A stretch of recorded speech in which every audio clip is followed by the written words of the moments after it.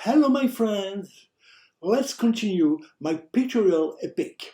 I returned to Brazil in Sao Paulo and went to see the gallery at Ponte. There, the gallery owner, very embarrassed, told me that he could no longer expose me, whereas our exchanges of letters said the opposite. The reason was that he had found a famous name that would propel his small gallery to the level of the biggest. Picasso had just died, and he had found Paloma Picasso, his daughter, who exhibited drawings very inspired by her father. I attended the vernissage, which was a great success, a little sullen and depressed because I was losing a year's work. But what appeared to be a catastrophe was a chance that fate offered me. Instead of painting in the manner of Vasarely in a commercial perspective, I was going to be able to express myself freely in these arts to which I had developed a taste for. I had met Charlotte, a small dyer from the 19th arrondissement in Paris. She had come to Brazil to fulfill the legacy of her mother, who had been a great adventurer, which was not the case for Charlotte. She hosted me from time to time. The gentleman who looked after his interests was called João Penteado, from a large and very wealthy family. He owned, among other things, a large two-story house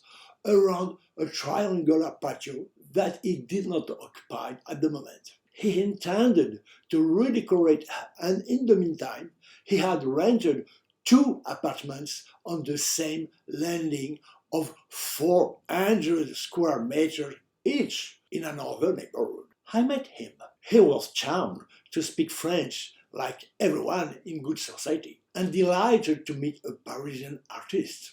Based on my experience as a painting dealer, I proposed him to organize an evening exhibition in his empty house. He accepted immediately, but on the condition that I pay the expenses of the cocktail party he would organize.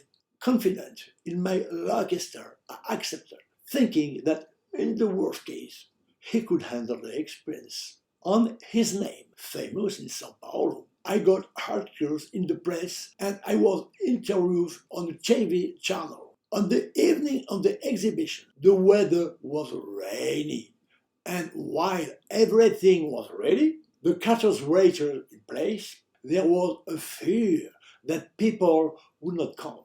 Then, all of a sudden, the guests arrived in waves. It was a triumph.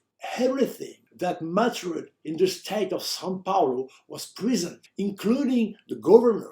It had no effect on me because I didn't know anyone. After paying all the fees, my pockets were full of cruzeiros, the Brazilian currency of the time. I said to myself, "Oh la la, that's painting to make a living. So I'm going to continue." I was like a fish that bites the hook of destiny. It is therefore thanks to Picasso and the lottery of his heart that I was able to embark on this adventure.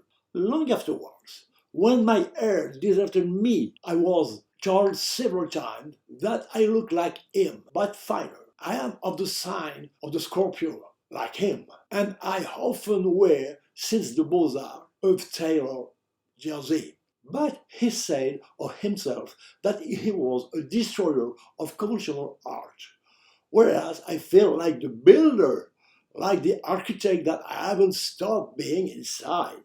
About the Beaux Arts, it was a magic name for young people, but worrying for parents, as the reputations as partiers suggested that we did not match there. What was wrong? We could work very seriously while making memorable parties. I found myself in front of the door of the Zavaroni's workshop, one of the most famous, with my friend Alain, whose uncle was an architect and who had advised him on the choice of the workshop, quite worried about what was waiting for us. We were no longer in classes with well-established schedules, but in a workshop where all labels were mixed. We did not have teacher, but a boss, who spoke in the middle of the group of students, all standing around him. There was no question of interrupting him, and we could only say, "Yes, boss." "Well, boss." If we hadn't understood his rather obscure teaching, all we had to do was ask other students or elders to enlighten us. It turned out that it took a lifetime to be fully an architect, and that a real man had to be able to cry with emotion before the splendor of the Parthenon in Athens, which was out of fashion.